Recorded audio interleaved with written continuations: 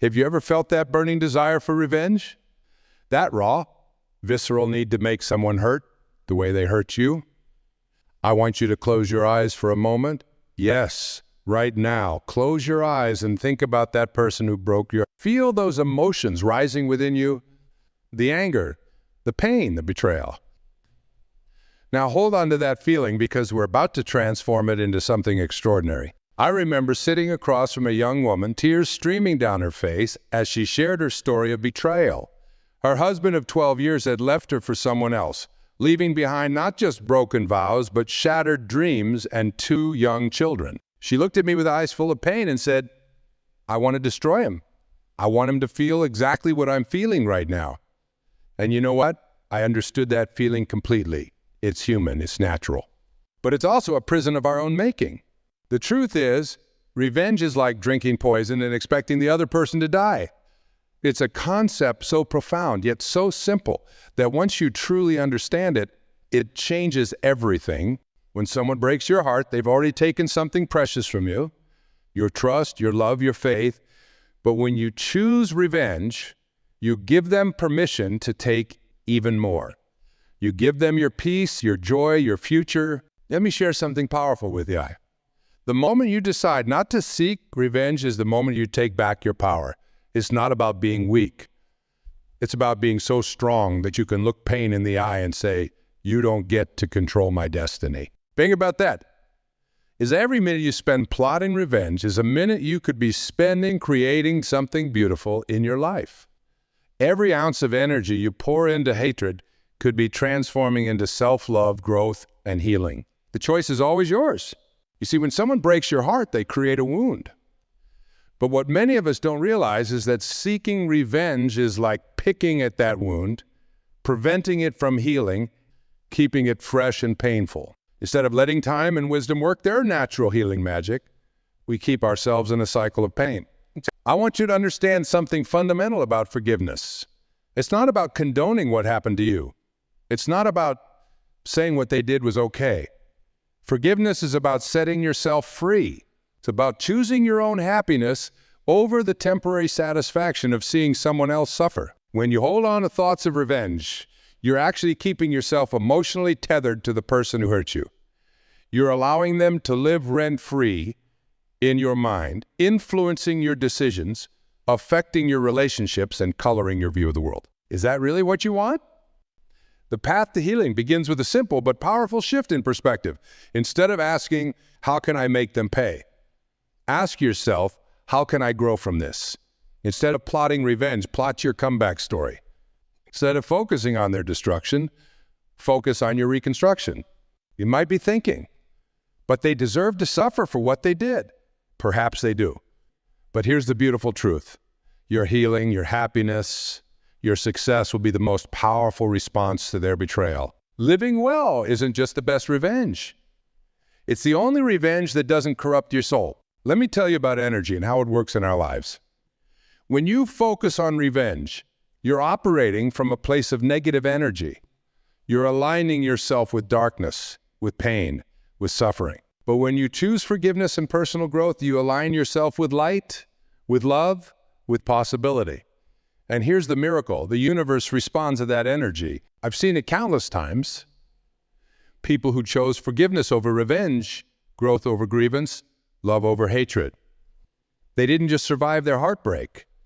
They transformed it into something beautiful. They started businesses, wrote books, created art, built communities, found deeper love. And most importantly, they found peace. Remember the woman I mentioned earlier? 6 months after our conversation, she made a decision to channel all her energy into creating a support group for single parents. Today, she's helping hundreds of others navigate their own journeys of healing. The man who broke her heart, he became irrelevant to her story of triumph. Your heart was broken? That's a fact. But what happens next is entirely up to you. Will you let that break define you, or will you let it refine you? Will you choose the path of revenge that leads to more darkness, or will you choose the path of growth that leads to light? I want you to understand something profound about pain. It's not just an experience. It's a teacher. Every heartbreak carries within it the seeds of wisdom, of growth, of transformation. But those seeds can only grow in soil fertilized with forgiveness, not revenge. Think about the great leaders and teachers throughout history who faced betrayal and chose forgiveness. They didn't choose this path because they were weak. They chose it because they understood a fundamental truth. That hate cannot drive out hate. That darkness cannot drive out darkness. That revenge cannot heal a broken heart. As we sit here together, I want you to imagine your future self looking back on this moment. Will that future self be proud of how you handled this pain? Will they thank you for choosing growth over grievance? Will they celebrate your decision to transform pain into purpose? You see, the greatest revenge, if we can even call it that, is becoming someone so strong, so compassionate, so fulfilled, that the person who broke your heart becomes a teacher in your story of transformation, not the villain who destroyed your life. They become a chapter, not the whole book. Let's talk about practical steps. When thoughts of revenge arise, and they will acknowledge them without judgment, these thoughts are natural, but they don't have to become your actions. Instead, use them as signals to focus on your own growth. Each time you feel the pull of revenge, do something positive for yourself instead. Let me share something powerful with you about the nature of energy and intention. When you're focused on revenge, you're actually connecting yourself to the lowest form of energy there is. You're choosing to swim in muddy waters when there's a clear stream of possibility right beside you. Think about that for a moment. Every time you fantasize about revenge, every time you replay the hurt in your mind, you're actually choosing to relive your own pain. You're choosing to be a victim again and again. But here's the beautiful truth. You have the power to break this cycle at any moment. I want you to try something with me right now. Take a deep breath and think about the person who hurt you. Now, instead of focusing on how they wronged you, I want you to thank them. Yes, thank them for teaching you something valuable about yourself. What did this experience teach you about your strength, about your resilience? You see, when someone breaks your heart, they inadvertently give you an opportunity to rebuild it stronger than before. It's like the Japanese art of kintsugi, where broken pottery is repaired with gold, making it more beautiful and valuable than it was before. Your broken heart isn't the end of your story. It's the beginning of a more beautiful chapter. Every great transformation story in human history started with a moment of crisis. Every phoenix rises from ashes. Every diamond endures pressure. Every butterfly struggles through its cocoon. Your broken heart isn't your weakness.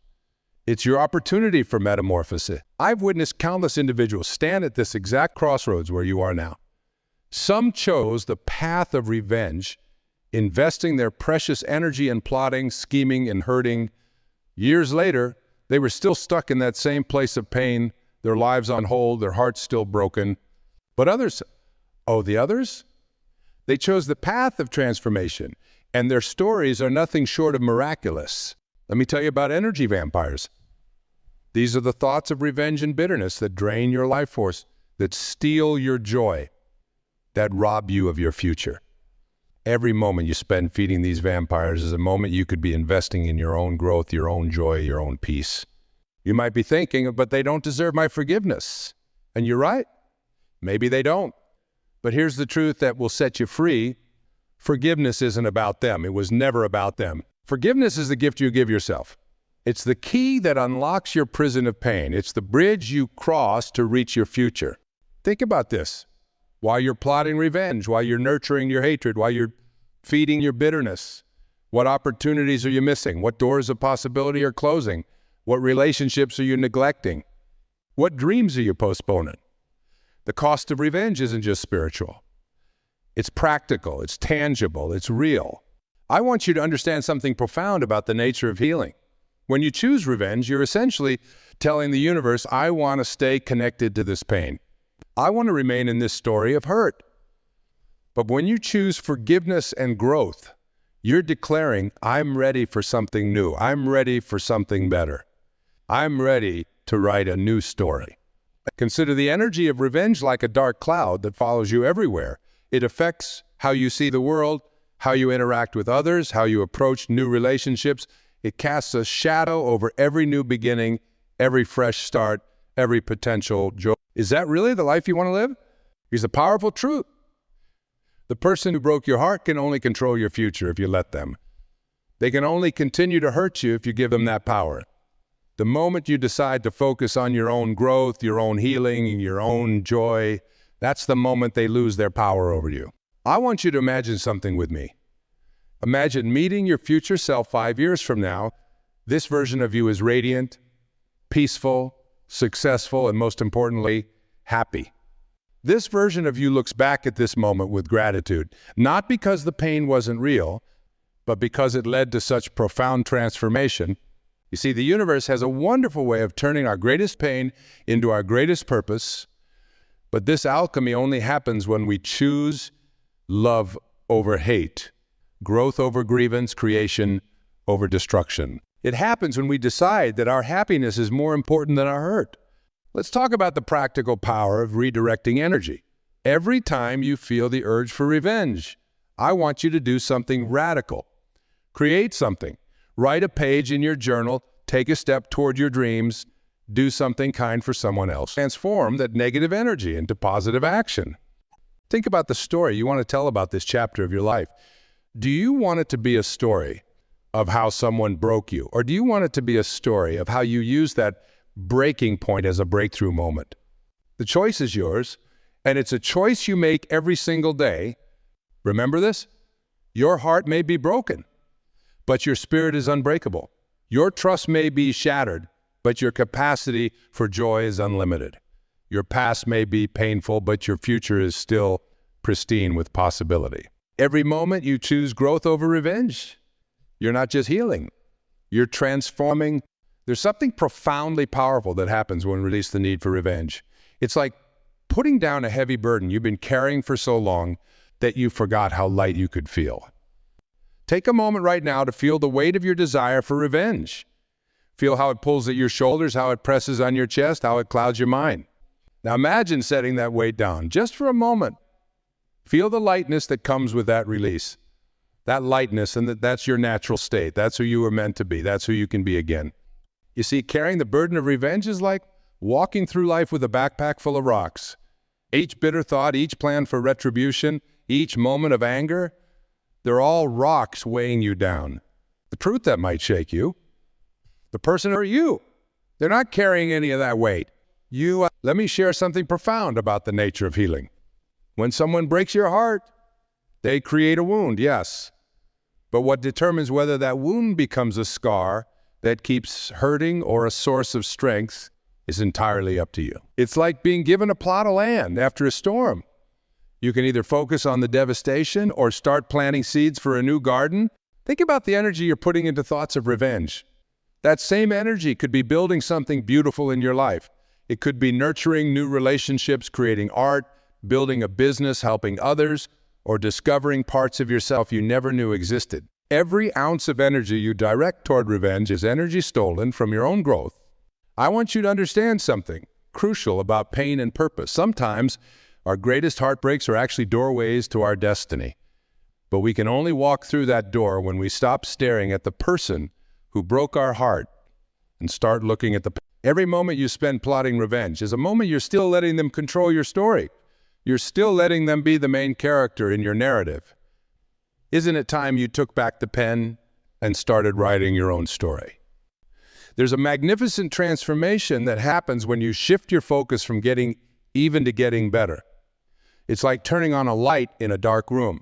Suddenly you can see all the possibilities that were there all along, hidden in the shadows of your past. Let me tell you about the power of redirection. When thoughts of revenge come, and they will come, use them as triggers for self-improvement.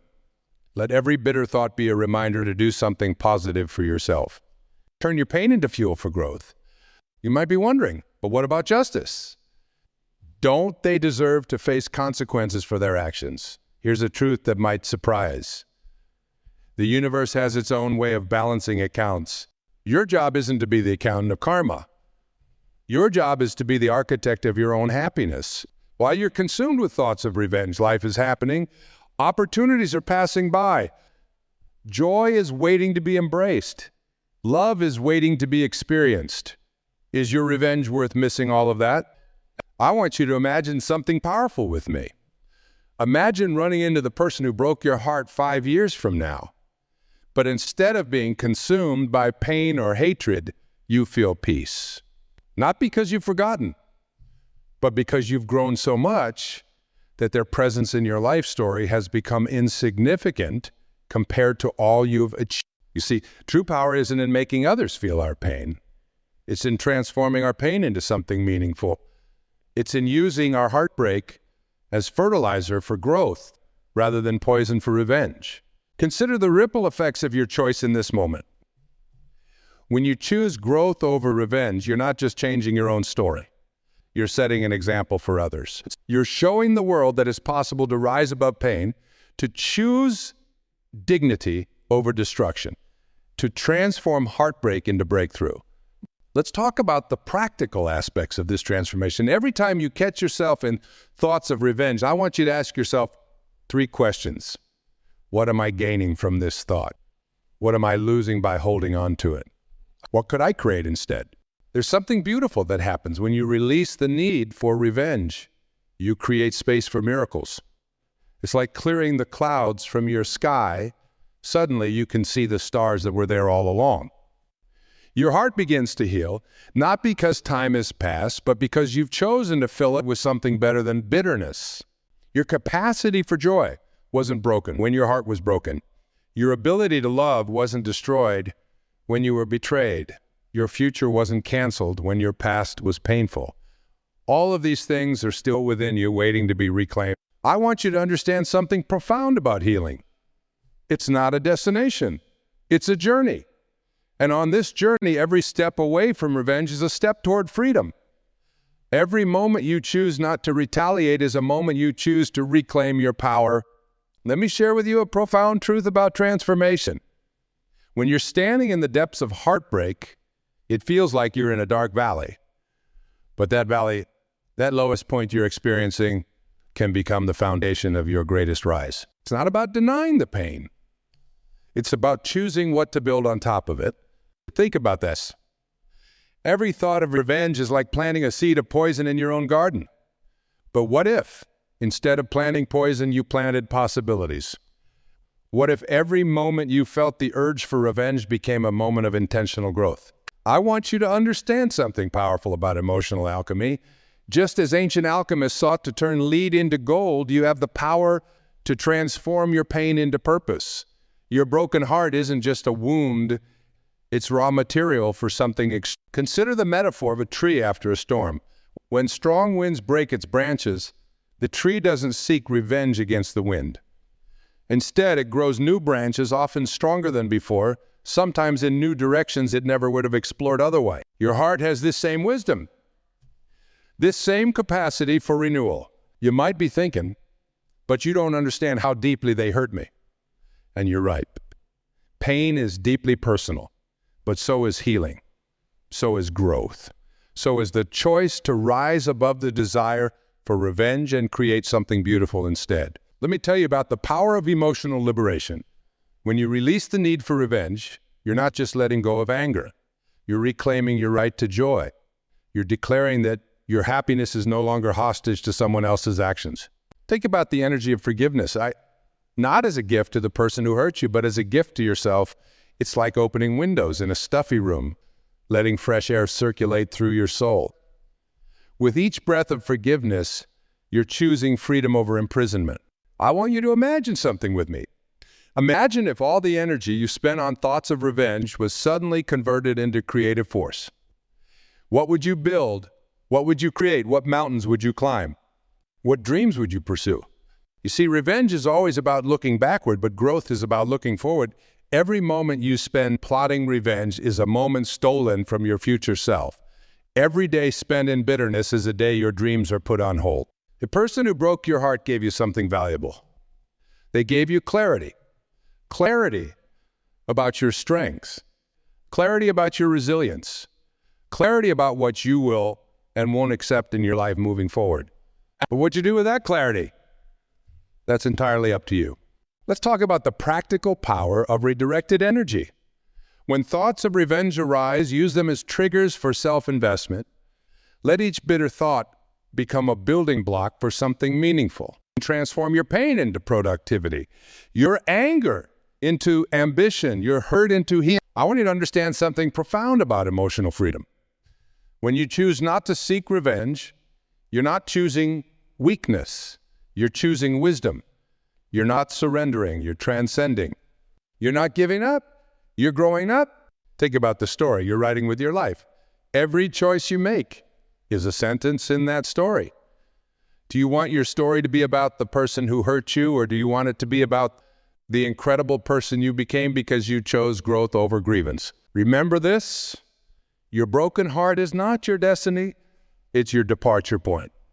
It's not your life sentence, it's your liberation. It's not your ending, it's your opening to something greater than you've ever imagined. Consider the ripple effect of your choice in this moment. When you choose to transform rather than retaliate, you're not just changing your own life. You're affecting everyone around you. You're showing others what's possible when we choose love over hate, growth over grievance, creation over destruction. Let me share something powerful about the nature of healing. When you focus on revenge, you're essentially choosing to keep your wound open. But when you focus on growth, you allow natural healing to occur. It's like the difference between picking at a scab and letting it heal into new, stronger skin. I want you to feel the weight of this truth. The person who hurt you took something from your past, but they can only take your future if you let them. Your heart may be broken, but your spirit's ability to soar remains intact. Your trust may be shattered, but your capacity for joy is undiminished. Think about the concept of emotional investment. Every thought, every feeling, every moment of focus is an investment. When you invest in revenge, you're buying shares in your own suffering. But when you invest in growth, you're buying shares in your own liberation. You see, at some point, you have to make a decision. Will you be the victim of your story or the hero? Will you be defined by what was done to you, or will you be defined by how you chose to rise? The choice is yours, and it's a choice you make new every single day. As we move toward our closing moments together, I want to share something profound about the journey we've been discussing. You see, choosing not to seek revenge isn't just a decision, it's a declaration. It's you standing up and saying, my happiness is more important than my hatred. My future is more valuable than my fear. Think about this moment right here, right now. This could be the turning point in your story. This could be the moment you look back on years from now and say, that's when everything changed. That's when I chose to rise instead of retaliate. I want you to understand something powerful about the nature of personal transformation. When someone breaks your heart, they create a crack in your world. But just as light shines through cracks, wisdom can pour through these broken places. Your broken heart isn't just a wound to be healed. It's a doorway to deeper understanding. Consider the metaphor of a garden. Revenge is like salting the earth of your own garden, ensuring nothing beautiful can grow there. But when you choose growth over grievance, you're planting seeds in that same soil. Seeds of wisdom, seeds of strength, seeds of new possibilities. You might be wondering, well, what if they never realize what they did? What if they never feel sorry? Here's the liberating truth. Your healing isn't dependent on their recognition. Your growth isn't waiting for their remorse. Your joy isn't contingent on their suffering. Let me share something vital about the power of choice. Every morning when you wake up, you have a decision to make. Will today be about getting even, or will it be about getting better? Will you invest your precious energy in revenge, or will you invest it in your own renaissance? Think about the cost of carrying revenge in your heart. It's like walking through life with your eyes fixed on the rearview mirror. You'll miss all the beautiful possibilities ahead of you. You'll miss the sunrises of new beginnings. You'll miss the landscapes of opportunity. You'll miss the intersections of serendipity. I want you to imagine something powerful with me. Imagine your heart as a house. Right now, revenge might be occupying the master bedroom, but you have the power to evict it. You have the authority to fill that space with something better, with dreams, with creativity, with love. You see, the ultimate victory isn't in making someone else suffer. It's in refusing to let their actions determine your happiness. It's in choosing to dance even when they tried to break your legs.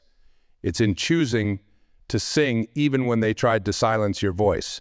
The energy of revenge is like a boomerang. Eve always returns to hurt the thrower. But the energy of growth, of healing, of creation, that's like a arrow shot toward the stars. It might not hit its target immediately, but it will take you higher than you've ever been. Let's talk about the practical power of this choice. When you choose not to seek revenge, you free up enormous amounts of mental and emotional energy that can be invested in learning new skills, building meaningful relationships, creating beautiful things, helping others heal. I want you to understand something profound about emotional freedom. When you release the need for revenge, you're not just letting go of anger. You're making space for miracles. You're clearing the stage for life to surprise you with its endless possibilities. Think about the legacy you want to leave. Do you want to be remembered as someone who got even or someone who got better? Do you want your story to be about the heart that was broken or about the spirit that couldn't be broken? Your heartbreak is part of your story, but it's not your whole story. It's a chapter, not the conclusion. And you are the author of all the chapters yet to come. Consider the power of your example. When you choose growth over revenge, you're not just transforming your own life. You're showing others what's possible. You're proving that a broken heart can be the foundation of a breakthrough life. Let me share one final truth with you. The greatest revenge, if we can even call it that, is living so fully, so joyfully, so magnificently that your heartbreak becomes nothing more than a footnote in your story of triumph. As we conclude our time together, I want you to make a commitment to yourself. Promise that from this moment forward, you'll invest your energy not in getting even, but in getting extraordinary.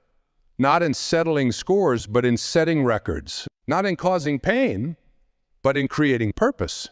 Remember, you're not just healing a broken heart. You're building a legendary life. You're not just surviving betrayal. You're scripting a story of triumphs. You're not just letting go of revenge.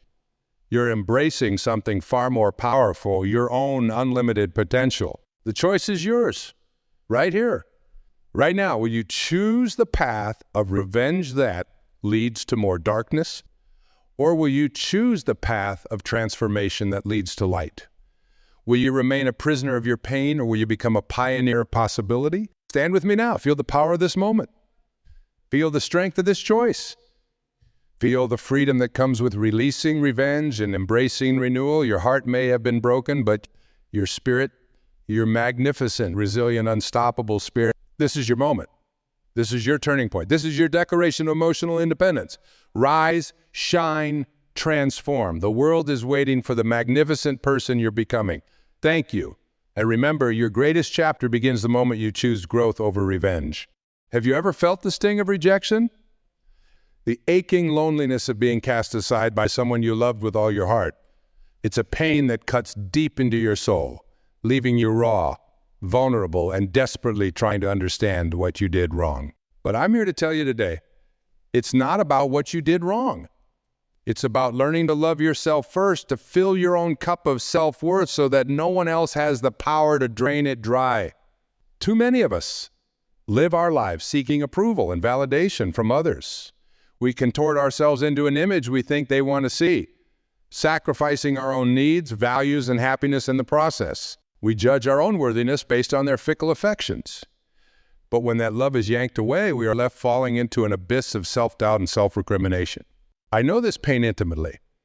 There was a time in my life when I had hitched my entire sense of self-worth to another person. My happiness, my purpose, my very identity was wrapped up in being that person they wanted me to be. So when they walked away, I was utterly lost. Who was I, if not the person they loved? How could I matter? If I mattered so little to them, I spiraled down into that dark place, replaying every moment, analyzing every flaw, convinced that I was fundamentally unlovable. I looked in the mirror and saw only emptiness and inadequacy. I was desperate for them to come back and tell me I was good enough. But then one day, in the depths of my despair, I had a profound realization. I was putting my ability to love myself and see my own worth in someone else's hands. I was letting their choices determine my own sense of meaning and value as a human being. And in that moment of clarity, I knew that path would only lead me to more heartache. I decided, with every ounce of conviction in my breaking heart, that I had to learn to love myself harder than I had ever loved another person. I had to cultivate an unshakable faith in myself, an appreciation for my own unique beauty, strength, and purpose in this world. Because at the end of the day, I am the only constant in my life from first breath to last. I am the one who will always be there to catch myself when I stumble and fall. So I began the difficult work of watering my own soul, tending to my own needs with compassion and care. Instead of seeking that love outside myself, I nurtured it from within. I spoke to myself with the tenderness and encouraging words I craved from others. I held my own heart through the hard days. I celebrated my wins, big and small. It wasn't an easy journey. Self-love is a practice, one I still work at every day. There are times I fall back into those old thought patterns of doubt and unworthiness. But I've built a well of resilience now, a deep, abiding friendship with myself to draw upon whenever I need it. Loving yourself isn't about vanity or arrogance. It's about radical acceptance, about honoring your innate value that no one can take away. It's about having the courage to know yourself, your core truths, and to live in alignment with them unapologetically. Because here's the thing. When you anchor your sense of worth within yourself, you become unshakable. When you know deep in your bones that you are enough exactly as you are, not if you get that promotion, not if that person comes back, but in this very moment, everything else just becomes a beautiful bonus. Your happiness comes from within first.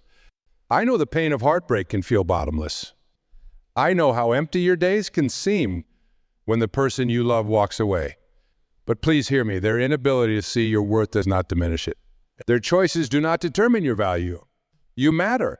You have always mattered because you are here and your very existence is proof of your right to take up space in this world. So let the healing begin with you in your own heart. Build yourself back up brick by brick into a home you want to inhabit. Speak to yourself with love, even if your voice shakes. Look for your purpose and passions that light you up from within. Wrap yourself in the company of people who celebrate and elevate you. Fall in love with your own company. Because that is the love that will carry you through a lifetime. When you can find peace, joy, and wholeness alone, you'll be ready to love another, not from a place of desperation, but from a place of abundance. You'll choose a partner who celebrates your radiant, confident self, not someone you need to fix you. I can promise you, there will still be moments you glimpse the scar that heartbreak left behind. You may find your mind drifting back, wondering what if, but you'll be able to meet those thoughts with the deeper wisdom of your own unbreakable spirit. You'll understand that their love was a season in your life, one that helped you grow and brought invaluable lessons even through the pain. You'll be grateful for what was, while still being able to release it and make space for what's to come. Because that's the secret. Love is not a limited resource. Every time we lose love, our heart expands to hold more the next time around. Every time we're broken open, we're given an opportunity to fill ourselves back up with our own light first. So to anyone out there who is struggling to find your way after heartbreak, please know that you are not alone. Your pain is valid, and it's okay to grieve the love you lost. Give yourself permission to feel it all, the sadness, the anger, the fear, but don't unpack and live there. Remember that you are so much more than one person's opinion of you. You are a universe unto yourself, with gifts and strengths and passions that the world needs. Your worth is inherent and unconditional. And the most important love story of your life is the one you write with yourself. So take this as your sign to begin that journey of falling back in love with yourself. Treat yourself with the kindness, respect, and affection you'd show to someone you cherish deeply. Nourish your body with healthy food and movement. Feed your mind with uplifting ideas and knowledge. Indulge your soul with beauty, art, nature, whatever makes you come alive. Challenge those negative beliefs about yourself and replace them with affirmations of your worth. Look in the mirror and really see the miracle of your existence. Write love letters to yourself, extolling all the things you admire about your own heart and spirit. Celebrate your quirks, your scars, your unique beauty. And then, from that place of overflowing self-love, open your heart to love others. Not because you need them to complete you, but because you have so much love to give. Approach relationships as two whole people coming together to share your already full life. Be brave enough to be truly seen and truly loved. for all that you are. I won't lie and say that you'll never get your heart broken again. Love is always a risk. But I can promise you that when you have an unshakable love for yourself, you'll have the resilience to face anything. You'll know how to nourish yourself through the hard times. You'll trust yourself to make choices that honor your worth. And you'll attract people who are ready to meet you there. So let this be the moment you decide to become your own best friend, your own greatest love. Let this be your turning point, the chapter in your story where everything changed because you discovered how worthy you have always been. You exactly as you are in this moment are enough. You are worthy of love, respect, and joy. You have so much beauty, wisdom, and strength to offer this world. And it all starts with believing that about yourself, with loving yourself harder than you ever thought possible. This journey won't be easy. You'll have to unravel old patterns, face shadows you've been avoiding, learn to embrace parts of yourself you once rejected. But I promise you, it will be the most worthwhile adventure of your life. Because at the end of it all, you'll come home to yourself. You'll build an inner sanctuary that no external circumstance can disturb. And from that place of unshakable self-love, you'll be free. Free to live boldly, love deeply, and shine your unique light in a world that needs it more than ever. Free to write a love story so beautiful, so nurturing, and soul-stirring, starting with the love you give yourself. So take a deep breath, put your hand on your heart, and make that commitment. Promise yourself that from this day forward, you will fiercely love, honor, and respect the extraordinary being you are. That you will be your own safe place, your own North Star, your own deepest love. Because when you can do that, when you can love yourself completely, you become a force of love in this world that is truly unstoppable. And that, my friends, is the greatest gift you could ever give yourself and everyone blessed to witness your journey. So here's to loving ourselves harder, even and especially when others stop loving us. Here's to rising from the ashes of heartbreak as the phoenixes we are, reborn in the fires of our own love. And here's to the beautiful, messy, awe-inspiring adventure of coming home to ourselves again and again, no matter how many times we lose our way. You've got this. You're so worth it. And your love story is just beginning. Your mind may be spinning with questions right now. How do you even begin this journey of radical self-love? Where do you start when the pain feels so heavy and the doubts run so deep? The answer is you start small. You start exactly where you are with what you have. You start by planting seeds of kindness and compassion in your own heart and tending to them day by day. Maybe that looks like starting each morning by looking in the mirror and saying, I love you. Even if it feels strange or untrue at first, keep saying it. Let it be your daily prayer, your mantra, until it starts to sink into your bones. Or maybe it's about setting boundaries, learning to say no to things that don't serve you, and yes, to things that nourish your soul. It's about giving yourself permission to rest when you're tired, to take up space, to honor your own needs. It could be about forgiveness, forgiving yourself for past mistakes, for not knowing better, for being human, forgiving those who have hurt you, not because their actions were okay, but because you deserve the peace that comes with releasing resentment. Maybe it's about getting curious about yourself, exploring your passions, your values, your dreams, taking yourself on dates, trying new hobbies, discovering all the things that light you up inside, falling in love with the unique wonder that is you. It's about surrounding yourself with people and influences that remind you of your worth. Reading books, listening to podcasts, filling your social media feed with messages of self-love and empowerment, seeking out communities that lift you up and reflect your light back to you. And it's about practicing gratitude for your body that carries you through this life, for your resilient heart that keeps loving bravely, for all the small joys and blessings that surround you every day. Because when we focus on abundance, we start to see it everywhere.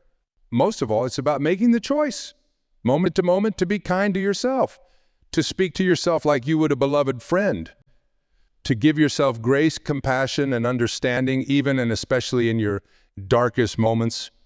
It's not selfish to love yourself. It's not vain or egotistical. In fact, I would argue that it's the most selfless thing you can do. Because when you love yourself fully, you free up so much energy to love others, to make a difference in this world. You stop looking for others to fill your voids and start showing up as a whole, healed person. You attract healthier relationships because you're no longer willing to settle for less than you deserve. You inspire others to love themselves too, just by shining your light. So I invite you right here and now to make a vow to yourself. Put your hand on your heart, take a deep breath, and repeat after me. I, your name, do hereby pledge to fiercely love, honor, and respect myself from this day forward. I commit to being my own best friend, my own safe haven, my own greatest love. I promise to treat myself with kindness, compassion, and forgiveness, even when it's hard. I choose to see my worth, my beauty, and my inherent value no matter what anyone else may say or do. I am enough. I have always been enough, and I will continue to be enough. From this day forward, I vow to love myself harder, deeper, and truer than ever before. Feel free to adapt this vow to your own words, your own heart's truth. But make that commitment to yourself and then seal it in some way. Write it down, say it out loud, share it with a trusted friend. Let it be your North Star, guiding you home to yourself again and again. And on the days when you falter, when you forget your worth, when you start seeking love in all the wrong places, and come back to that vow. Remind yourself of the sacred promise you made to your own heart. Forgive yourself and begin again.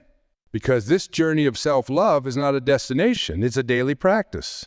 It's a choice we make in each moment to treat ourselves with the love and respect we deserve. It's a homecoming, a remembering, a return to the truth of who we have always been. And I promise you, it's worth it. It's worth every tough conversation, every moment of discomfort, every old belief you have to release. Because on the other side of that work is a freedom, a wholeness, a love so vast and unshakable that it will change everything. So my friends, as we move forward from this moment, I want you to carry this truth with you always. Your worth is non-negotiable. Your value is not determined by your relationship status, your job title, your dress size, your bank account, or any external measure. It is an innate, inalienable part of who you are. You were born worthy of love and belonging. You are intrinsically valuable simply because you exist. And no one, no circumstance, no setback or heartbreak can ever change that fundamental truth. But it's up to you to claim that worth, to embody it, to live from that place of unshakable self-love and self-respect. It's up to you to set the standard for how you allow yourself to be treated by others and by yourself. And I know that can feel daunting, especially if you spend years looking for validation in all the wrong places. It can feel like an uphill battle to unlearn those old patterns and start loving yourself unconditionally. But here's the thing, you're not alone on this journey. Every single person in this room, every person you meet, is wrestling with their own version of this struggle. We're all learning, growing, healing, and evolving in our own ways. And when you commit to loving yourself fiercely, you give others permission to do the same. You become a beacon of hope, a living example of what's possible when we dare to own our worth and live from our truth. So let's make a pact, right here and now, to be those beacons for each other, to cheer each other on as we navigate this path of radical self-love, to remind each other of our inherent worthiness, even and especially in the moments we forget. Let's create a world where self-love is the norm, not the exception, where we celebrate each other's uniqueness, honor each other's journeys, and lift each other up with compassion and understanding. And let's start by being that love and compassion for ourselves, first and foremost, by tending to our own hearts with the utmost care, nourishing ourselves on every level, physically, emotionally, mentally, spiritually.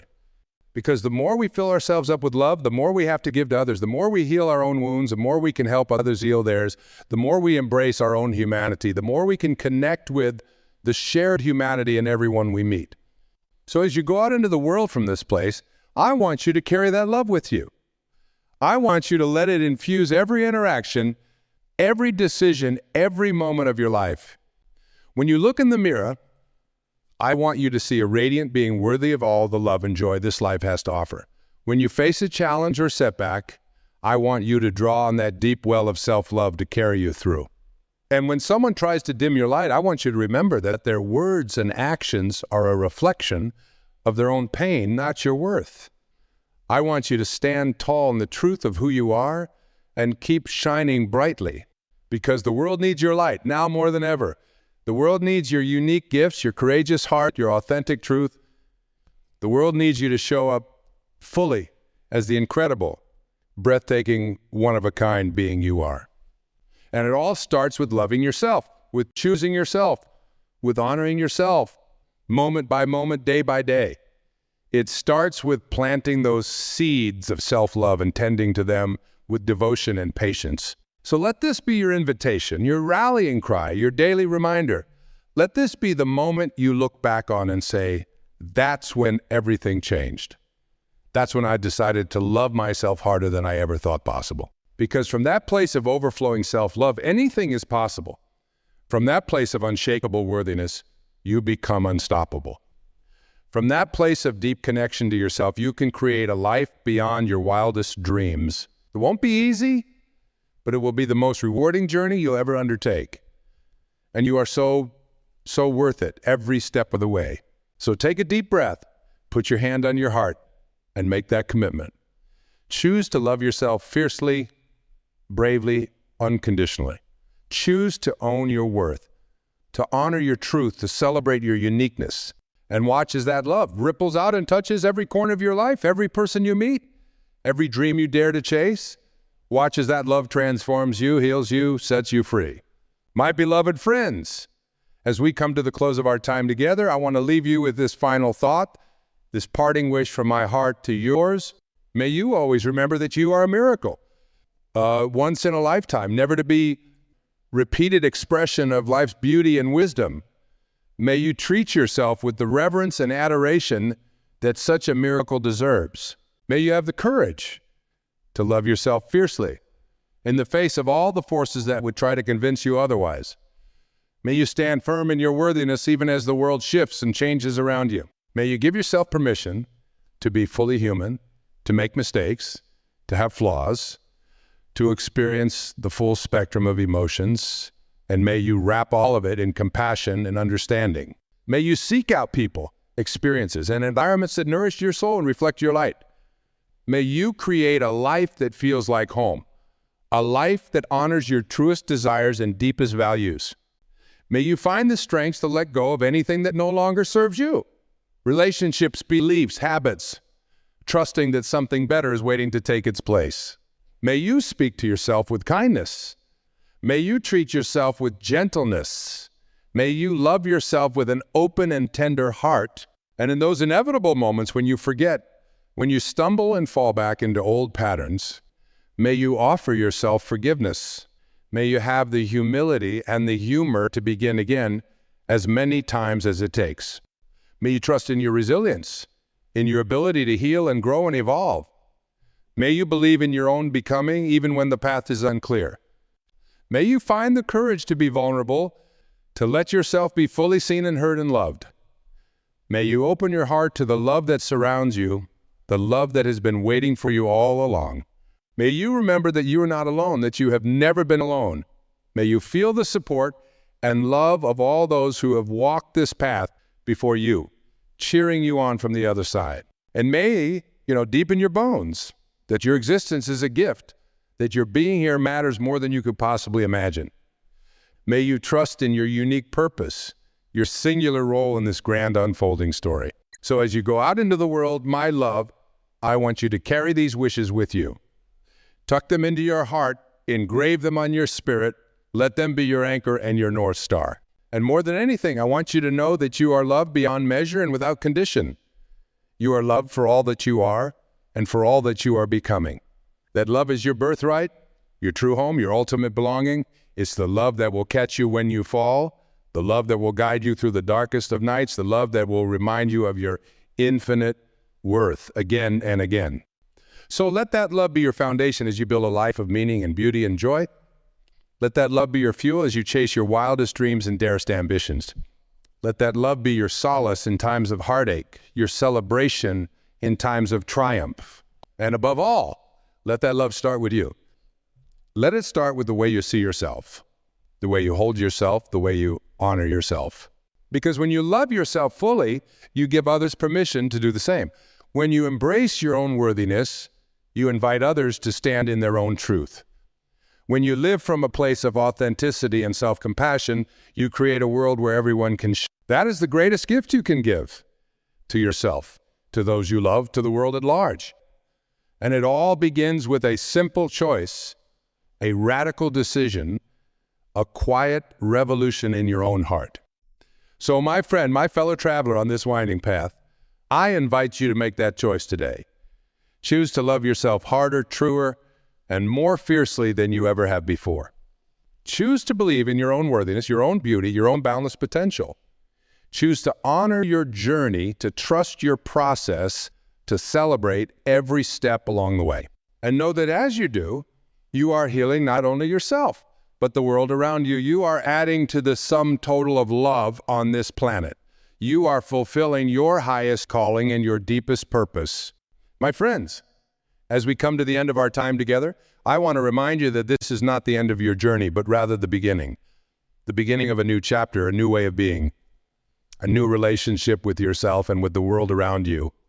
The path of self-love is not a destination, but a daily practice. It's a choice you make in each moment to treat yourself with kindness, compassion, and respect.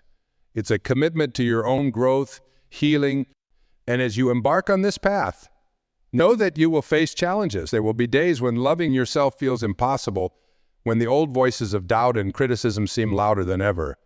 There will be times when you fall back into old patterns, old ways of thinking and being. But those moments do not define you. They do not negate your worth or diminish your progress. They are simply part of the human experience, part of the ebb and flow of growth and change. In those moments, I invite you to come back to your breath, back to your center, back to the truth of who you are. I invite you to surround yourself with reminders of your worth, affirmations, loved ones, nature, art, anything that speaks to your soul. And most of all, I invite you to practice forgiveness. Forgive yourself for not being perfect, for having flaws and struggles and bad days. Forgive those who have hurt you, not because they deserve it, but because you deserve the peace that comes with letting go. Remember that forgiveness is not a one-time event, but a daily choice. Just like self-love, it requires practice, patience, and commitment. But the more you flex that muscle, the stronger and more resilient you become. And as you continue on this path, know that you are planting seeds with every thought, every word, every action. Seeds of love, seeds of healing, seeds of transformation. And while you may not see the fruits of those seeds right away, trust that they're growing, blossoming, and taking root in the depths of your being. Trust in the timing of your own unfolding, in the wisdom of your own journey. Trust that you are exactly where you need to be, learning the lessons you need to learn, healing the parts of you that need to be healed. And trust in the power of your own love, the love that has brought you this far and will carry you through whatever lies ahead. The love that is your birthright, your true nature, your deepest essence. So as you go out into the world, carry that love with you. Let it be your anchor in the storms of life, your compass in times of uncertainty, your North Star guiding you home. Share that love with others, not from a place of neediness or desperation, but from a place of fullness and overflow. Let your love be a light in the darkness, a balm for the brokenhearted, a reminder of the beauty and goodness that still exists in this. And most of all, let that love start with you. Let it start with the way you talk to yourself, the way you care for yourself, the way you show up for yourself. Let it start with the quiet revolution of choosing yourself again and again in ways big and small. For when you do, you not only change your own life, but you change the lives of everyone around you. You become a force for healing, for hope, for love in a world that so desperately needs it. So my friends, as you leave this place today, know that you carry with you the love and support of everyone here. Know that you are never alone on this journey, that there are countless others walking beside you, cheering you on, holding space for your healing. And know that the greatest love of all, the love that will never leave you or forsake you, is the love that resides within your own heart, the love that is your true home, your deepest belonging, your most precious gift. May you always remember that love. May you always return to that love. May you always let that love be your guide. And may you go forth from this place with a renewed commitment to loving yourself fiercely, bravely, and unapologetically. May you go forth with the courage to be who you are, to share your gifts with the world, to live a life of authenticity, passion, and purpose. For that is why you're here. That is what the world needs from you. That is what your soul is calling you to do. So let your light shine, my beloved. Let your love lead the way. And know that as you do, you are healing not only yourself, but the world around you, one heart at a time. Thank you from the bottom of my heart for being here, for showing up for yourself, for daring to love yourself in a world that often tells you not to. Thank you for being a part of this community, this movement, this revolution of love. And thank you for being exactly who you are. A perfect, precious, irreplaceable part of this grand tapestry of life. A miracle, a masterpiece, a work of art beyond compare. Never forget how loved you are, how worthy you are, how needed you are in this world. Never forget the power and the beauty of your own unique light. And never ever stop loving yourself with all the fierceness, tenderness, and devotion you can muster. For that love will change everything for you, for those around you, for the entire planet. So go forth and love, my friends. Go forth and shine. Go forth and create a life and a world that is a reflection of the love that you are. It is an honor to walk this path with you, to be a witness to your unfolding, to be a part of your journey back to your own beautiful heart. May that journey be filled with magic, with miracles, with more love than you ever dreamed possible. May it lead you to the life you were born to live, the love you were born to embody, the light you were born to shine.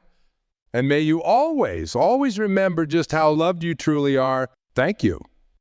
You know what breaks my heart? When I hear someone say, I guess I'm just hard to deal with. Those words carry such weight, such pain, such resignation.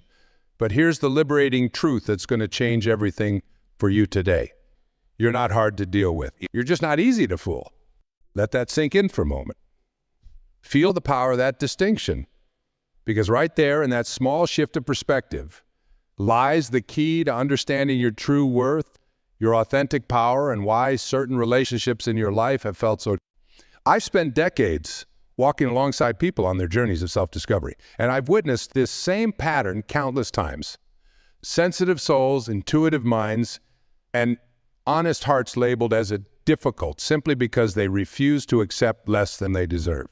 They're called complicated because they ask the hard questions. They're dubbed high maintenances because they maintain high standards. But here's what's really happening. In a world that often operates on superficial connections, quick fixes, and convenient lies, you stand as a testament to truth. Your soul knows when something isn't right. Your heart recognizes insincerity. Your spirit demands authenticity. And that, my friends, isn't being difficult. That's being awake. Think about the times you've been called hard to deal with. Was it when you questioned someone's inconsistent behavior? When you refused to accept hollow excuses? When you stood firm in your boundaries instead of bending to make others comfortable? These weren't moments of being difficult. These were moments of being discerning. I remember counseling a woman who came to me utterly defeated. Her family had convinced her that she was the problem because she couldn't just go with the flow and accept their toxic dynamics. She apologized constantly for being too sensitive, for causing problems by speaking up about hurtful behaviors. Do you know what she really was? She was the only one brave enough to name the dysfunction that everyone else was pretending not to see. This is where we need to make a crucial distinction. Being hard to deal with comes from a place of ego, of wanting to create difficulty for its own sake. But being hard to fool, that comes from a place of self-respect, of wisdom. It comes from having done the inner work to know what truth feels like in your bones. Let me share something profound with you. Every great change maker in history was probably called hard to deal with at some point. Every person who stood for truth, who challenged the status quo, who refused to participate in comfortable lies, they were labeled as difficult. But they weren't difficult. They were discerning. They weren't problematic. They were prophetic. And here's where it gets really interesting. The very people who call you hard to deal with are often the ones trying to deal in less than truth. They're the ones who find it easier to label you as difficult than to rise to the level of authenticity you require. Their frustration isn't with your complexity.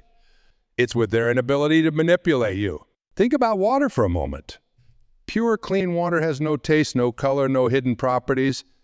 It's transparent in every way. Now, when someone adds something to that water, something that doesn't belong there, it becomes immediately noticeable to a discerning palate. Are you hard to deal with because you notice the impurity? Or are you simply refusing to drink what isn't clean? This is about more than just relationships or personal interactions. This is about your fundamental right to exist in your truth.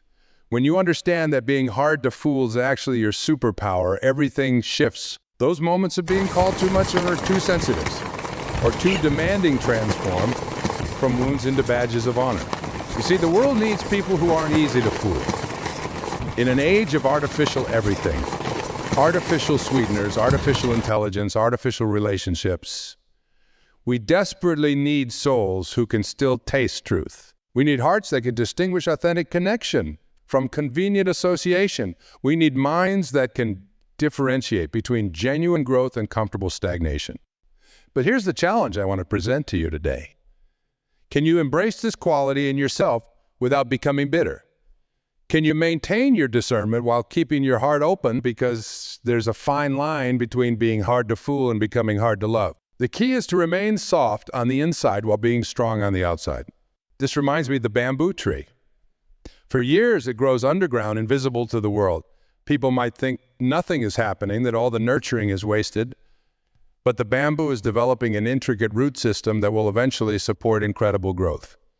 When it finally breaks through the surface, it can grow up to 3 feet in a single day. Your discernment, your inability to be fooled, is like that root system. It might seem like it's making life harder in the moment, but it's actually creating the foundation for something magnificent. I want you to do something right now. I want you to think of the last time someone made you feel like you were too much. You remember that situation, that conversation, that moment when you were made to feel like your standards were too high or your questions were too probing? Now, I want you to reframe that memory through this new lens. You weren't being too much. You were refusing to accept too little. This is where true transformation begins. When you stop apologizing for your clarity and start celebrating your discernment. When you realize that being hard to deal with might just mean you're impossible to deceive. When you understand that your so-called difficulty is actually your dignity standing guard. Now let's dive deeper into what it really means to be someone who isn't easily fooled. Because this quality, this gift, comes with both responsibility and opportunity. It's not enough to simply recognize truth from deception. We must learn to wield this power with grace, wisdom, and purpose. Many of you sitting here today have spent years dimming your light. You've tried to make yourself smaller, more agreeable, less as challenging for others. You've swallowed your words when your intuition was screaming. You've nodded along when your heart was shaking its head. You smiled politely while your soul was crying out for truth. And all because someone convinced you that your clarity was a curse rather than a blessing. But what if, and this is where everything changes, what if your ability to see through facades isn't a flaw but a superpower? What if your unwillingness to accept superficial answers isn't stubbornness but wisdom? What if your tendency to dig deeper isn't being difficult, but being devoted to truth? The very qualities that make you hard to deal with in the eyes of those who prefer comfort over truth are the same qualities that make you invaluable in a world desperate for authenticity. Your refusal to accept less than genuine connection isn't a character flaw. It's a compass pointing toward deeper meaning. Think about the great redwood trees. Their roots intertwine underground, creating a support system that allows them to stand hundreds of feet tall for thousands of years. They don't apologize for taking up space. They don't try to make themselves smaller to accommodate those who might find them intimidating. They simply grow, steadfast in their nature, creating strength through connection. This is what happens when you embrace your discerning nature. You become like those redwoods, deeply rooted in truth, reaching heights that seem impossible to those who choose to stay small.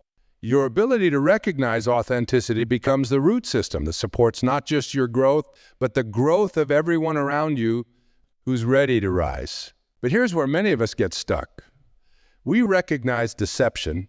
We feel the discord between what's being said and what's true. But we don't know how to bridge that gap without creating conflict. So let me share with you the art of being discerning without being dismissive. of being clear without being cruel. First, understand that your clarity isn't a weapon. It's a light. When you spot inconsistency or inauthentic behavior, you're not seeing someone's failure. You're seeing their fear. The person trying to manipulate isn't displaying power. This understanding transforms how you respond to deception. Instead of meeting manipulation with anger, meet it with awareness. Instead of confronting deception with criticism, approach it with curiosity. Ask questions that invite reflection rather than making accusations that demand defense. Help me understand, becomes more powerful than you're not being truthful. This is the advanced practice of being hard to fool. It's not just about protecting yourself from deception, it's about creating spaces where truth can safely emerge. It's about being so secure in your own authenticity that you can hold space for others to find theirs. Consider for a moment the difference between a wall and a filter. A wall blocks everything, good and bad alike. A filter, however, allows what's beneficial to pass while screening out what's harmful. Your discernment should work like a filter, not a wall. You're not trying to shut people out. You're trying to let truth in. But this brings us to a crucial point. Hard to fool doesn't mean being impossible to reach. Some of you have built such strong defenses against deception that you've also blocked genuine connection. You've become so focused on spotting what's false that you've lost the ability to recognize and receive what's true. This is where the real work begins. Can you maintain your standards while keeping your heart open? Can you be discerning without becoming cynical? Can you spot deception without becoming suspicious of everything and everyone? The answer lies in developing what I call compassionate discernment. This is the ability to see clearly while still feeling deeply. It's understanding that most people aren't trying to deceive you. They're often deceiving themselves first. When you approach situations with compassionate discernment, you're able to maintain your standards while creating space for others to rise to them. Think of yourself as a tuning fork for truth. When something resonates at the right frequency, when it's genuine, authentic, real, you vibrate in harmony with it. When something's off-key, when it's false, manipulative, deceptive, you feel that discord immediately. This isn't being difficult. This is being precisely calibrated to truth. As you embrace this quality in yourself, you begin to attract others who resonate at the same frequency. You create a community of truth seekers, of souls, who understand that being hard to fool isn't a barrier to connection. It's the foundation of genuine relationship. This is where transformation really takes flight. When you stop apologizing for your standards and start celebrating them, you give others permission to raise their standards too. When you refuse to engage with manipulation, you create space for authentic. When you stand firmly in your truth, you become a lighthouse for others seeking their way out of the fog of false connections. But remember, this is crucial. Your gift of discernment isn't just about protecting yourself. It's about elevating the collective consciousness. Every time you choose truth over convenience, authenticity over appearance, genuine connection over superficial comfort, you're not just maintaining your own standards, you're raising the standards for everyone around you. Think about water again, but this time, think about how it shapes the landscape over time. Water doesn't fight the rock. It flows persistently, consistently, until the rock transforms. Your discernment, your unwillingness to be fooled, should work the same way. Don't fight against deception. It simply stands so firmly in your truth that deception has no choice but to transform or flow away. Now we're going to talk about something that might make some of you uncomfortable. We're going to discuss the price of being someone who isn't easily fooled and why that price is worth paying. Because let's be honest, standing in your truth isn't always easy. Being discerning in a world that often prefers comfortable lies to uncomfortable truths can feel lonely. You felt it, haven't you? That moment when you're the only one in the room who sees through the emperor's new clothes. That instant when you recognize the hollow ring of an insincere promise while everyone else is nodding along. That uncomfortable silence when you've gently pointed out an inconsistency that others were willing to ignore. These moments can feel isolating. They can make you question yourself. Am I being too harsh, too demanding, too much? But here's what I want you to understand deeply. The discomfort you feel in these moments isn't a sign that you're wrong. It's evidence that you're awake. Have you ever watched a child learn about deception for the first time? That moment when they realize that not everything they're told is true. It's a profound awakening, isn't it? But no one tells that child they're being hard to deal with when they start questioning things. We recognize it as a necessary part of their development, their growing wisdom. So why do we stop celebrating this quality in adults? Why do we start labeling discernment as difficulty? The answer is simple, because an awake person is harder to manipulate. A discerning soul is harder to deceive. An authentic being is harder to control. The very quality that might make you feel isolated is actually your ticket to the deepest, most meaningful connections possible. Because while being hard to fool might reduce the quantity of your relationships, it dramatically improves them. Think about the relationships in your life right now. The ones that feel easy, natural, life-giving, these are the ones where you don't have to pretend, where your discernment is respected, not resented, where your clarity is celebrated, not tolerated. These relationships exist because of your standards, not despite them. This is the paradox of being hard to fool. What can feel like a barrier to connection is actually the foundation for genuine intimacy. When you refuse to accept less than authenticity, you create space for real connection to emerge. When you decline to participate in superficial exchanges, you open the door for meaningful dialogue. But let's talk about the practical reality of living this way. Because it's one thing to understand these principles intellectually, it's another to embody them in your daily life. How do you maintain your standards without becoming rigid? How do you exercise discernment without becoming judgmental?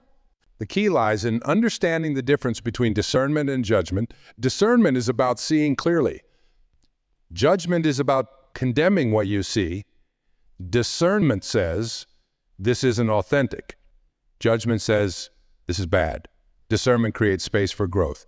Judgment closes the door on possibility.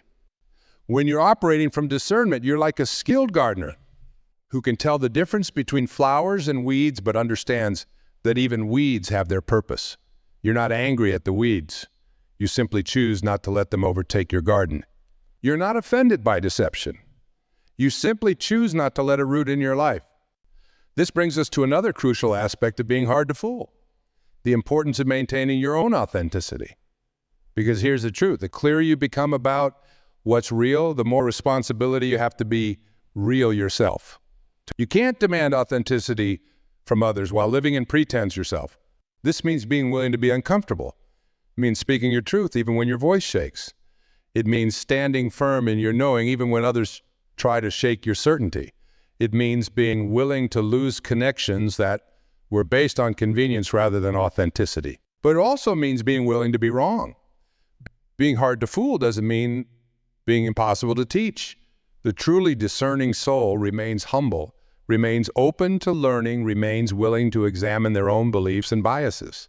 Because sometimes what we think is discernment is actually prejudice in disguise. Sometimes what we believe is clarity is actually fear wearing a mask of. This is where self-reflection becomes crucial. Every day you must ask yourself, am I being discerning or am I being defensive? Am I protecting my peace or am I protecting my ego? Am I standing in my truth or am I standing in my fear? These questions aren't comfortable, but comfort isn't the goal. Truth is the goal. Authenticity is the goal. Real, genuine, soul-deep connection is the goal. And these things are worth any temporary discomfort they might cause. Your ability to spot deception isn't a curse. It's a gift. Your unwillingness to accept less than authenticity isn't a character flaw. It's a superpower. Your tendency to question deeper isn't being difficult, it's being devoted to truth. In a world that often feels like it's built on shifting sands of half-truths and convenient lies, you are choosing to stand on the solid ground of authenticity. Yes, this might make you appear hard to deal with to those who prefer the comfort of illusion. But to those who are ready for real connection, who are hungry for authentic exchange, who are tired of the superficial and yearning for the substantial, to these people, you are a beacon of hope. What I'm about to share with you now is something that took me years to understand. It's about the sacred responsibility that comes with being someone who sees clearly, who isn't easily deceived. Because this gift of discernment, this ability to see through facades and recognize truth, it isn't just about protecting yourself, it's about lighting the way for others. You see, when you refuse to participate in deception, when you stand firmly in your truth, you create ripples that extend far beyond your immediate circle. Every time you choose authenticity over convenience, every time you speak truth with compassion, every time you maintain your standards with grace, you're not just changing your own life, you're changing the world around you. Think about this. How many times have you stayed silent when you knew something wasn't right? Not because you couldn't see the truth, but because you were afraid of the consequences of speaking it. This is where many of us get stuck. We have the gift of discernment, but we haven't yet developed the courage to act on it. But here's what happens when you find that courage. You become a permission giver. When you speak your truth, you give others permission to speak theirs. When you maintain your standards, you show others that it's possible to do the same. When you refuse to engage with manipulation, you demonstrate that there's another way to live. This is where being hard to fool transforms from a personal characteristic into a spiritual practice. It becomes less about protecting yourself from deception and more about creating spaces where truth can flourish. It becomes less about identifying what's false and more about nurturing what's authentic. But let me be clear about something. So, this path isn't about becoming some sort of truth vigilante. Running around pointing out everyone's inconsistencies and deceptions. That's not wisdom. That's ego. Instead, this is about becoming a steady presence of authenticity in a world that often settles for less. Think of yourself as a tuning fork again. But this time, consider what happens when a tuning fork vibrates at its true frequency. Other things around it naturally begin to vibrate in harmony. You don't have to force them. It happens naturally through resonance. This is how your authenticity affects others. You don't have to preach it or push it. You simply have to live it. This brings us to a crucial understanding. The goal isn't to become someone who never gets fooled. The goal is to become someone who can recognize deception without becoming bitter, who can maintain standards without becoming rigid, who can see clearly without losing compassion. Everyone gets fooled sometimes. Everyone has blind spots. Everyone has moments of choosing comfort over truth. The difference is in how quickly you recognize it and how gracefully you correct course. It's not about perfection. It's about direction. Now let's talk about something that many of you have experienced but might have been afraid to admit: the loneliness that can come with this level of discernment. There will be times when you feel like you're the only one who sees what's really happening. Times when you feel like you're speaking a different language from everyone around you. Times when it would be so much easier to just go along with what everyone else is accepting. These moments are tests, not of your discernment, but of your commitment to truth. They are opportunities to demonstrate what matters more to you: comfort or authenticity, acceptance or integrity, fitting in or standing out. But here's the beautiful thing. When you consistently choose truth over comfort, you begin to attract others who make the same choice. Your courage becomes a magnet for authentic connections. Your standards become a beacon for those seeking something. Think about the times in your life when you've compromised your knowing to keep the peace. Remember how it felt in your body. That subtle tension, that quiet discomfort, that nagging feeling that something wasn't right. That feeling was an anxiety or oversensitivity. It was your inner wisdom trying to protect you from settling for less than you deserve. Now think about the times when you stood firmly in your truth, when you've gently but firmly maintained your standards, when you've chosen authenticity over acceptance.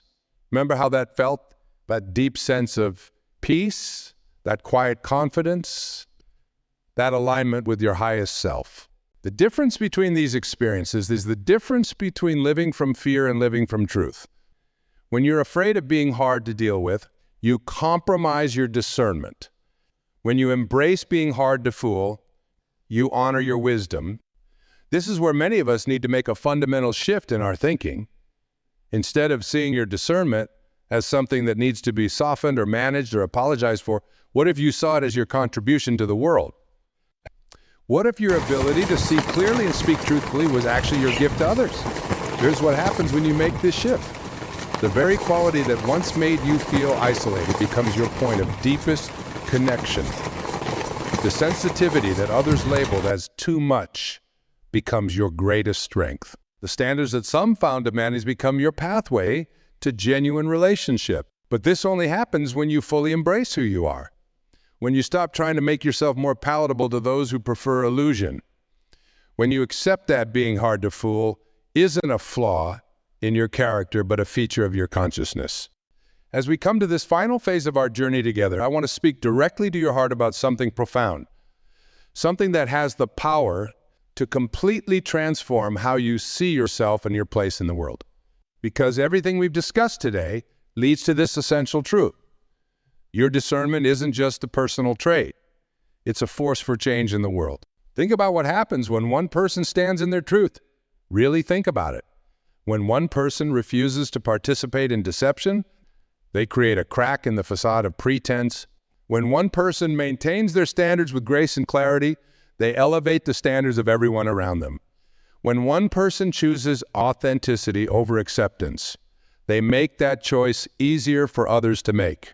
You are that person. Your ability to see through deception, your unwillingness to settle for less than truth, your commitment to authentic living. These aren't burdens to bear. They're lights to share. Every time you honor your discernment, you're not just protecting yourself. You're protecting the integrity of human connection itself. The world doesn't need you to be perfect. It needs you to be real. It doesn't need you to never make mistakes. It needs you to be honest about them when you do. It doesn't need you to always see clearly. It needs you to keep looking for truth, even when the path is foggy. Because being hard to fool isn't about never being deceived. It's about maintaining your commitment to truth, even when deception temporarily succeeds. It's about getting back up every time you fall for an illusion.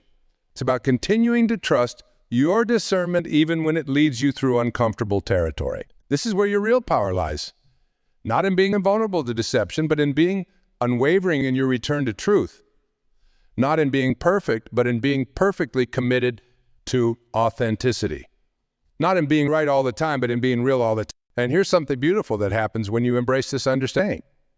The very quality that once made you feel isolated becomes your bridge to genuine connection. Because when you stop apologizing for your standards, when you stop trying to make yourself smaller to make others comfortable, when you fully embrace your role as a guardian of truth, you become a safe harbor for others seeking authenticity. Think about the people in your life right now who are still struggling to trust their own discernment. Think about those who doubt their inner knowing because others have labeled them as ain't too sensitive or too demanding. Think about those who are just beginning to wake up to the difference between what's real and what's convenient. These people need you to be exactly who you are. They need you to maintain your standards. They need you to speak your truth. They need you to show them what it looks like to be unapologetically discerning in a world that often prefers comfortable lies to uncomfortable truths. This is your calling. This is your gift to the world. Your discernment isn't just a personal protection system. It's a beacon for others seeking their way to authenticity. Your standards aren't just personal preferences. They're guideposts for those learning to value themselves. Your unwillingness to be fooled isn't just a boundary. It's an invitation to others to trust their own knowledge. Stop trying to make yourself easier to deal with. Instead, become even more committed to being hard to fool. Not in a way that's rigid or defensive, but in a way that's clear and compassionate. Not in a way that pushes people away, but in a way that invites them into greater authenticity. The world doesn't need more people who are easy to deal with. It needs more people who are hard to fool. It needs more people who maintain their standards with grace. It needs more people who speak truth with compassion. It needs more people who create spaces where authenticity can flourish. You are those people. Every time you honor your discernment, you make it easier for others to honor theirs. Every time you maintain your standards, you show others that it's possible to do the same. Every time you choose truth over convenience, you create a ripple effect that touches lives you may never even meet. Your sensitivity is your strength.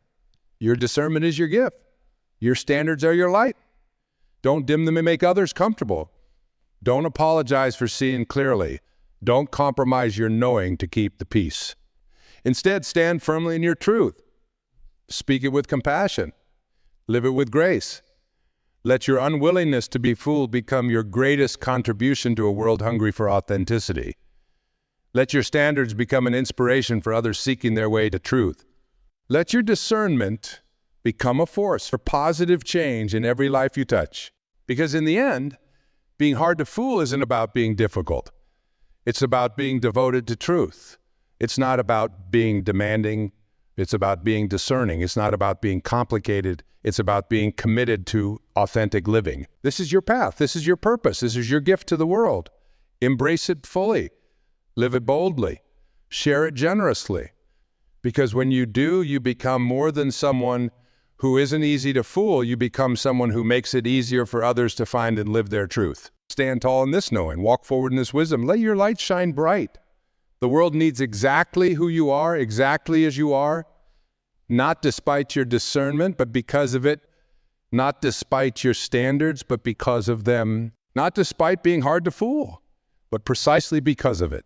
This is your moment. This is your truth. This is your power. Claim it. Live it.